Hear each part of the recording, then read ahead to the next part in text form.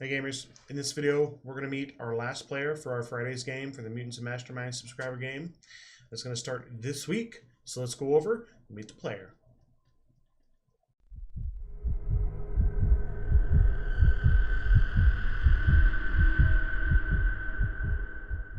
Hi gamers, so here we are. We are with our last player for the Friday's Mutants and Masterminds subscriber game that I'm going to be running starting this week. So this is Loki. Loki, say hi. Hello, guys. All right. So we're going to move over into Roll20 now. We're going to look at his character and we're going to let him talk about it. So, all right, Loki. So tell us about your character. Who is your character, and what is he doing in the present day? Okay. So my character, his name is Amon Ishtar. He is descendant of an Arabian and Egyptian family who came to the United States to, run from all the programs they had there. Basically, he wanted to be an archaeologist. He loved Indiana Jones and that type of stuff. And he got inspired by actually his family too, because they own an antiquary. So he is studying ancient history and helps run his family's store, basically. Okay, sounds pretty cool. Very Indiana Jones. I like that name drop there. Everybody loves little Indiana Jones, right? I think. Yeah. All right, so let's talk about PowerPoints. So if you look at your distribution, so you spent 16 in abilities, 20 in powers, 14 in advantages, 12 in skills, and 13 in defenses. So for the 75, because we're power level 5. So let's look at your abilities, all right? So your strength, fighting, awareness, all that stuff. So tell me what you bought and why you bought it that way. So most of his physical stats, I made them remain at 0 because he's a pretty standard guy. He isn't much of a fighter nor an athlete. Okay. So he's well above average in intellect and presence, because I imagine he's a pretty charismatic guy. He loves to, how can I say, to lead others, to inspire others, to be the example. And his intellect is mostly because of his studies and because he loves to read, he loves to learn about new things. So that probably have boosted his IQ a little bit. His awareness is mostly because he likes to search for new things, so he needs to be aware of his surroundings, and he has a little bit of staying presence at least. So he isn't the guy who changes his mind too much. He likes to research a lot before he changes or makes his mind up. So I think his awareness represents his willfulness and a little bit of his capabilities of searching for new things. Excellent. So next we're going to jump over into skills, and we're definitely going to see those ideas reflected in your skill choices. So why don't you talk us through your skills? So first of all, he got a little bit of deception because he learned that in the hard way. Sometimes he needed to hide that he was an immigrant, because he suffered from he suffered bullying, and he needed to find a way to protect himself. So he learned how to, quote unquote, lie to others. He doesn't like to lie, but sometimes it's necessary. So he has lots of expertise. So first of all, he has ancient history because, of course, he's an archaeologist, or at least he's trying to become one. The second one is occult, because he learned some pretty dark, some pretty shifty stuff while he was running his family's antiquary. He found some ancient tomes and scrolls, and that's where he got his power from, or at least he awakened his power.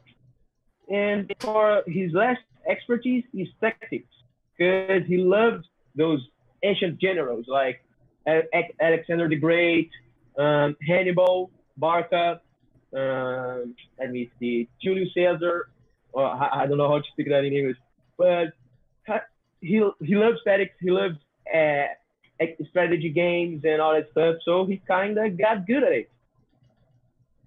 After Okay. that, we have some pretty standard stuff. He he has a little bit of intimidate. Oh no, I actually mixed up myself. It's because of his attributes. Sorry. So he has perception because, of course, as I described earlier, he needs to be aware of his surroundings. So he needs to know where to search for stuff, where he can find new stuff. And for the last one, he has no, actually, he has persuasion because again, he needed to learn how to protect himself and how to get things his way. So he learned how to persuade people without being too direct or too rude. So his final skill is light of hand because I imagine him being a fan of those famous magicians like Houdini, David Copperfield, etc. Because of his family and because from what he has learned over the years in his hobby and now probably his future profession as an archaeologist. He knows that the ancient tribes always venerated those who were believed to have magical powers. Okay. Alrighty. Sounds pretty cool. Very nice spread of skills there. You spent 24 ranks. So you've got 12 PowerPoints and skills. It gives you quite a diverse array of skills at your disposal there. So let's look at your defenses over here. Talk to us about your defenses. Okay, my defenses. So as you guys can see, Amon is not much of a fighter. As I said, he didn't know how to fight. However, we can see that he knows how to at least avoid some physical blows and roll with the punches, if you know what I mean. Mm-hmm. His highest defense is actually will, exactly because of what I said. Although he didn't have much of a strong body or wasn't too much athletic, he never gave up, and he isn't a guy that changes his mind too frequently.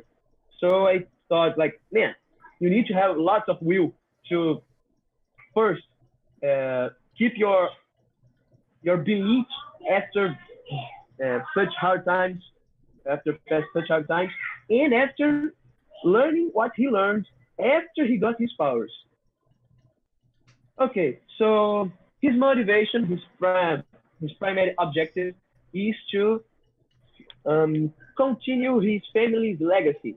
So while researching some old stuff in his antiquary, he found out that his family had some pretty important names in it, and most of them were scholars, prophets, or some type of figure that inspired people and steered them for to learn and to do the right thing. So he feels responsible as part of that family to protect others and to inspire them to be better and to spread knowledge to others. Okay. I like that. That's going to be very thematic and something that's going to go well for the game because you're going to be kind of doing that in the storyline that I've created. But we're not going to go over too much of that. We're going to wait for the actual game. So let's go into your. We're going to go to your advantages first. So take us through your advantages. So my advantage is first bro. Why has best? So as I said, he isn't much of a fighter. He's more of a strategist. So he needed to learn how, and because of that, he learned a little bit of. I gave him a role to represent his ability to predict where his opponent is going to hit him, and try to mitigate the, uh, the impact of the blow a little bit. His next advantage is two ranks of languages because, well, he's half Egyptian, half Arabian, and he's an immigrant to the United States, so I think he really needs to know those extra languages. So he knows Arabian, Egyptian, and English. Okay. Next, he has setup. But why setup? Since he's a tactician, he knows how to position himself, how to use advantages that he created so his comrades can be more effective in battle. So I thought that would be thematic and useful. The other one is redirect. Again, he knows how to position himself. So I imagine he's surrounded by bad guys and he goes there like, huh, you cannot hit me. I'm going to win. I'm going to defeat you all without even raising a finger. And then he just sidesteps and everybody shoots themselves like see, I told you. Like something pretty badass like that. Okay. I Next, like that. evasion. Evasion. Again, positioning. Because in a war, positioning is I forgot the word. Positioning It's is key. of extreme. It's key. Yes, thank you. Positioning is key. Next, assessment. Like that's obvious why he got assessment. I think you need to know your opponent. You need to know your opponent. Now, 4 ranks of ultimate effort. 3 of those ranks comes from his powers, and the last one comes from his own training. Basically, here it represents him being able to create amazing strategies, being able to pick up small details or to read body language or get the real meaning of things, and sleight of hands being able to do like some pretty cool tricks like freeing himself of handcuffs and stuff like that.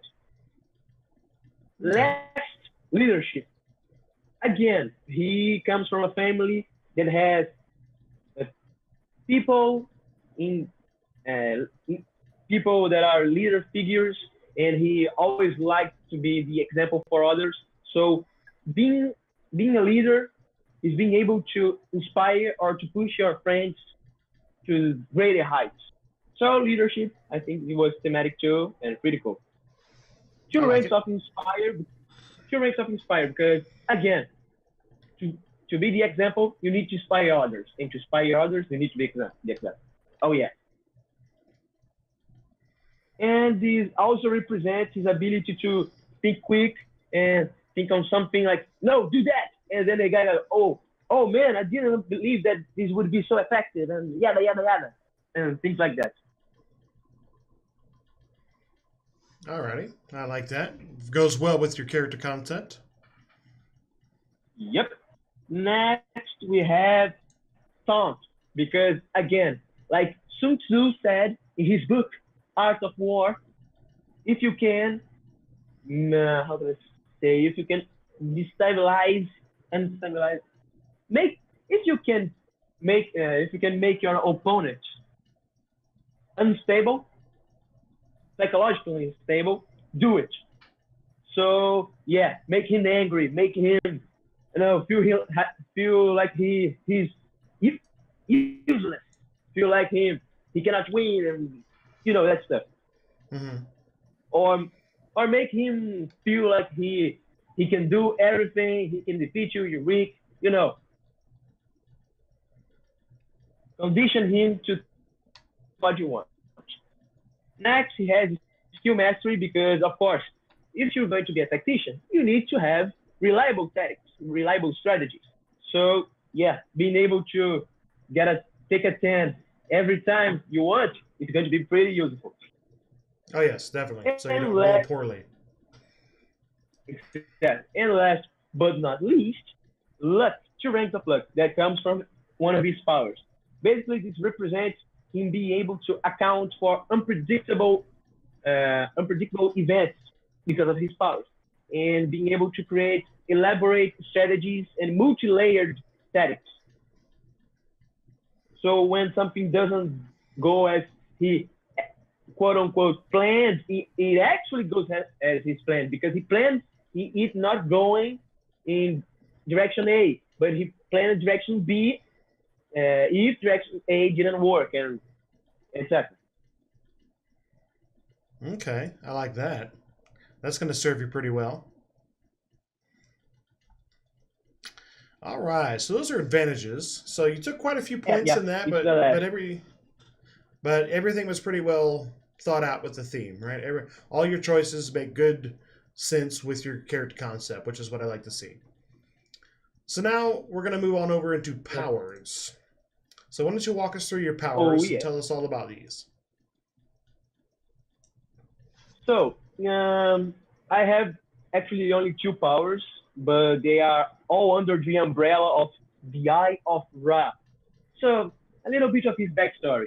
While he was searching and uh, uh, organizing his family's antiquary, he found an old scroll where he learned about a little bit of his family's past and about his responsibility as beholder of the Eye of Ra. The Eye of Ra is a mark that some of his family members have, but only one per generation, that holds, basically, it emits the all revealing light. All revealing light. Basically, it's a power that allows him to see anything, the true self of anything. And because of that, I made him two base powers, because he doesn't actually know how to use that right now too much, because he just got it. But I imagine him improving a bit and being able to even do some magic or other stuff when he grows in power. His first power is the all-seeing sight. Basically, is his ability to see almost everything. So he has magical awareness. He can see magical stuff being used. He can counter invisibility. He can see. Oh yeah, he can counter illusions. He can see. He can see uh, beyond concealment. He has uncontrollable precognition, so he can sometimes look into the future. But I let that to you, Brian. So I don't abuse it. Okay. he, he has visual tracking, so he can track others, can track people just by looking to where they have passed, sort of like an eagle vision from Assassin's Creed. At least that's how I imagine it. Mm-hmm. He has ultimate ultimate effort in insight and perception. Perception because he can get most of the details where he is, and insight so he can see the true intentions of people when they speak, when they act, and etc. etc. etc. However, Okay. he has a quirk. Every time he uses that ability, his irises become diamond shaped and they become golden. And his right eye gets encircled by the Eye of Amon Ra, which is an Egyptian symbol for good luck, in his right eye, and it starts to glow. So you know when he's using that such power. Okay, So he that's needs kind to of use cool. I that. like that. Yeah. Basically, he needs to use that with caution, because, exactly because of the setting. So, and his last power, which is way simpler than that, way more simple. Basically, he can expand his mind to see a little bit further in the future. And that gives him ultimate effort in tactics, so he can know what to do, and limited luck control, so he can pass his hero points or luck to others, representing him saying them to do something when something happens. And he has luck too, representing him being able to predict something. And I think that's it. Okay. All right. So yeah, so like you said before, definitely not a melee fighter, not a frontline combatant, right? But he's going to have some really good abilities to assist the group with tactics and bonuses and benefits and things like that. Then with your luck control, passing around your abilities for luck to other people or your hero points. I think you're going to be a pretty good asset on the team. I hope so. And then you already kind of talked about your backstory a little bit, right? So you're an immigrant to the U.S. You're Arabian, Egyptian heritage. You've come to this city. Yeah, I just hope I just What? hope I don't know offend someone who Egyptian or Arabian immigrant here who watch your videos. So please, people, don't hate on me, please. Yeah, I mean, If I do it's something wrong. I mean, like, everybody's a mixed bag of something, right? Everybody's got different cultures and heritage going down the line. And then this is obviously a fictional character. All right, this particular character with these abilities and powers and knowledges doesn't exist in the world, so it's fake. It's not real. What is it they say? Any similarities to a person's living or dead is purely coincidental. So we shouldn't have any worries. I think people that are going to watch this are going to want to see really detailed creative characters because everyone else has a lot of detail in theirs as well. So I don't think we're going to have too much of a problem with that. Okay, it's just I don't think anybody likes to have their culture being badly represented, so or represented uh, not represented correctly. So yeah, I always how can I say? I always I forgot the word. Okay, So yeah, it's like maybe do sorry. research on both cultures just to make sure that you get as less wrong as possible. But anybody that does watch, if you've got comments, keep them as nice as possible, right? This is his first time playing a character like this, and he Mhm. means no offense. So, okay. So All let's right. so let's get into a couple of questions then. So, all right, with your character, if say we sat down again and you had to make the character again, would you do anything different? Would you create a different character? Are you happy with this character? I'm kind of happy with this character. It's mostly because as you said, I never played something like that, so I'm kind of worried I don't do it right, I don't play it right correctly. And I don't know if I would change something, maybe invest more points on his defenses so he doesn't get hit as often. But other than that, I think I made a pretty interesting character for what I'm used to. Normally, I am the guy who goes in the front lines and like, oh, I want to fight. Yeah, let's fight. Punch me in the face. But now you're going to be the guy in the back of the group, kind of directing, giving not necessarily orders, but giving inspiration, um, giving tactics, exposing weak points and enemy defenses and things like that. And the other melee fighters are the guys that the big beat sticks on the team. They're the ones that are going to be doing all the face punching. Yeah, exactly. Okay. However, as I said earlier, I imagine him getting used to use those powers and actually learning some real magic so he can give even more support or actually fight on his. That's a talk for another day. Mm-hmm. Yeah, that was going to be kind of my next question. So once I award points and increase the power level, um, where were you going to spend points? What were you going to increase? So obviously you said you eventually want to start getting into some magic. Anything else you would want to improve or gain for the character over the course of the game? Mm, character. Probably I would make a little bit higher too, because Sorry, make his make his what a little higher? His skills. Skills? Okay. I don't. Yeah, I don't want to be relying on rolling high every time to get what I want or spending hero points. But other than that, oh yeah, and his defenses too. Yeah, making his defenses a little bit higher. And other than that, the magic is the way. The way. Okay, now that's evil. Okay. Excellent. That's going to be. It's going to sound like the character is going to evolve pretty well. It's going to be quite a useful addition to the team. It's going to have a lot of tactics, skills, knowledges, and eventually, once you learn magic, you're going to have extra tricks that you're going to be able to bring to the table. So, anything else you want to? Anything else you don't to add on this character? Anything else you want to tell us?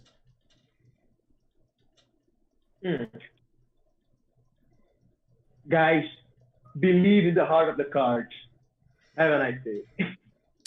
Yes, it's because during he was kind of coming up with it. It's kind of based on Yugi from the Yu-Gi-Oh series or the Dark Yugi or whatever, with that whole kind of thing. And I think it's a pretty cool concept. I'm really excited to see it in the game. We only got a few more days until this game group gets to play their first game. So viewers, I hope you're excited to see those. I will be recording them and I will have them posted hopefully by the weekend, a day or two after. So you'll be able to stay up on what's going on in the game and see how all these characters progress. So we hope to see you then, and have a good one.